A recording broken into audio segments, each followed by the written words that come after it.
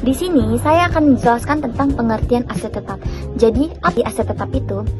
Aset tetap adalah aset berwujud yang digunakan untuk kegiatan operasional perusahaan, bukan untuk dijual kembali, dan memiliki masa manfaat lebih dari 1 tahun.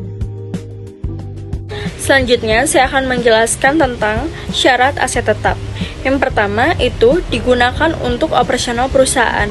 Artinya, aset tersebut dipakai untuk mendukung kegiatan usaha sehari-hari, seperti produksi, administrasi, atau pelayanan, bukan untuk dijual kembali. Yang kedua, memberikan manfaat ekonomi di masa depan. Aset harus mampu menghasilkan manfaat bagi perusahaan, misalnya membantu memperoleh pendapatan, meningkatkan efisiensi kerja, atau mengurangi biaya operasional. Dan yang ketiga, nilai perolehannya dapat diukur dengan andal. Harga atau biaya perolehan aset harus dapat ditentukan secara jelas dan dapat dibuktikan, misalnya melalui faktur atau bukti pembelian. Dan yang keempat itu umur manfaat lebih dari 1 periode.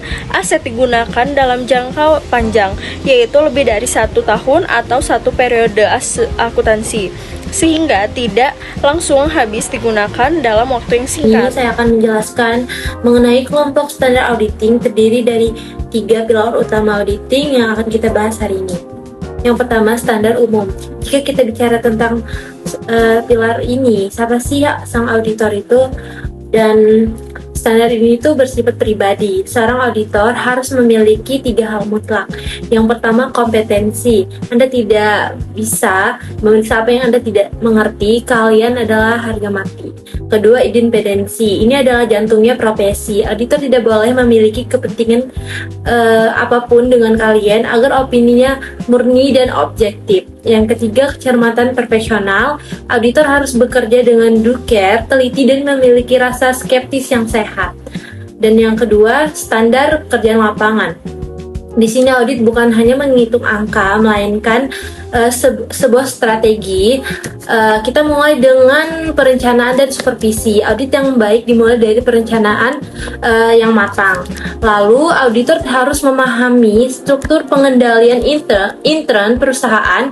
Jika sistem keamanan sudah kuat, maka perusahaan tidak perlu memeriksa setiap transaksi secara mendetail. Lalu, dan yang paling penting, bukti audit. Auditor tidak percaya pada kata-kata, melainkan pada bukti yang kompeten dan cukup. Yang ketiga, standar pelaporan. Ini adalah cara auditor berkomunikasi dengan dunia luar. Auditor harus memastikan apakah laporan keuangan ini sudah sesuai dengan standar akuntansi atau tidak. Dan yang kedua itu mereka juga harus melaporkan jika ada ketidakkonsistenan dari tahun lalu. Di pilar inilah auditor memberikan vonis akhirnya berupa opini yang profesional. Di sini saya akan menjelaskan tentang jenis-jenis aset. Yang pertama itu ada aset berwujud. Aset berwujud itu adalah aset yang memiliki bentuk dan dapat digunakan secara langsung dalam operasional perusahaan. Nah, yang pertama contohnya itu ada gedung, tanah, kendaraan, dan mesin. Lalu yang kedua itu ada aset tidak berwujud. Aset tidak berwujud ini adalah aset yang tidak memiliki wujud dan bentuk, namun manfaatnya terasa bagi perusahaan seperti hak cipta, merek dagang, dan juga goodwill. Itu dia perbedaan antara aset tetap dan tidak tetap. Aset tetap yang dapat digunakan secara terlihat dan secara langsung, namun aset tidak tetap ini dia hanya dapat dirasakan dan tetap bisa digunakan, namun tidak dapat digunakan secara langsung dan tidak dapat dipegang secara langsung gitu. Di sini saya akan menjelaskan tentang penyusutan. Pengertian penyusutan adalah pengalokasian biaya perolehan aset tetap selama umur manfaatnya secara sistematis. Di sini juga ada tujuannya. Tujuannya menyesuaikan biaya dengan manfaat aset, menyajikan nilai aset yang wajar dalam laporan keuangan. Di sini saya akan menjelaskan 5 prinsip dasar etika profesi. Yang pertama ada integritas, yang dimana Ia bersikap jujur, adil, lugas, dan konsisten dalam menjalin semua transaksi profesional. Yang kedua ada objektif, yang dimana bebas dari bias, prasangka, atau pengaruh pihak ketiga dalam menilai fakta audit. Yang ketiga ada kompetensi, yaitu memelihara keahlian profesional dan bertindak cermat sesuai standar teknik. Yang keempat ada kerahasiaan, yang dimana menjaga keamanan data yang sensitif milik klien. Yang kelima ada perilaku prof, yaitu mengatur regulasi perundang-undangan dan menjunjung reputasi luhur profesi. Saya akan menyampaikan bagi saya yaitu tentang standar pelaporan yang menjadi pilar ketiga dari struktur SPAP. Jadi, laporan auditor ini adalah sarana komunikasi resmi kepada para pemangku kepentingan. Dan standar pelaporan ini memastikan isi laporan tersebut tidak bertimbang tafsir dan menjadikan fakta keuangan secara transparan. Ada 4 hal yang diatur di sini. Pertama, kesesuaian SAK, yaitu laporan harus menyatakan secara eksplisit bahwa penyusunan laporan keuangan sesuai dengan standar akuntansi yang berlaku di Indonesia. Kedua, standar konsistensi, yaitu menyoroti ada tidaknya inkonsistensi penerapan prinsip akuntansi dibanding periode sebelumnya.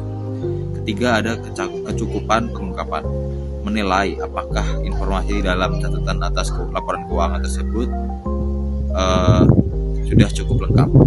Keempat, pernyataan opini, membuat kesimpulan opini auditor atas laporan keuangan secara menyeluruh. Ada satu catatan kritis yang penting digarisbawahi, yaitu setiap penyimpangan dari standar akuntansi wajib diungkapkan secara jelas dan lengkap, termasuk dampak kuantitatifnya terhadap laporan keuangan entitas. Jadi auditor tidak boleh menutupi penyimpangan, semua harus transparan ke publik. Baik teman-teman, saya akan menjelaskan tentang laporan keuangan wajib mengungkapkan detail aset agar transparan. Yang pertama yaitu dasar pengukuran aset, yaitu menjelaskan patokan harga yang digunakan apakah berdasar harga beli awal atau nilai pasar saat ini. Yang kedua yaitu penyusutan, maksudnya yaitu menunjukkan cara perhitungan penurunan nilai barang setiap tahunnya, misalnya dibagi rata atau beban lebih besar di awal. Yang ketiga yaitu umur manfaat aset. Jadi maksudnya itu memperkirakan berapa lama barang tersebut masih bisa digunakan secara efektif dan sebelum rusak total. Yang keempat yaitu nilai perolehan. Maksudnya itu mencatat total biaya asli pengeluaran untuk mendapatkan aset hingga siap dipakai. Yang kelima yaitu akumulasi penyusutan. Maksudnya yaitu menghitung total nilai barang yang sudah habis terpakai sejak pertama kali dibeli sampai sekarang. Yang keenam yaitu penambahan dan pelepasan aset. Maksudnya yaitu melaporkan aktivitas pembelian barang baru serta penjualan atau pembuangan barang lama selama periode berjalan. Yang ketujuh yaitu kerugian penurunan nilai. Jadi mengakui adanya penurunan harga pasar yang drastis sehingga nilai aset di buku harus dikurangi. Yang ke-8 yaitu aset yang dijaminkan. Maksudnya itu memberitahu jika ada barang perusahaan yang sedang digadaikan sebagai jaminan utang ke pihak lain. Yang ke-9 yaitu komitmen pembelian aset tetap.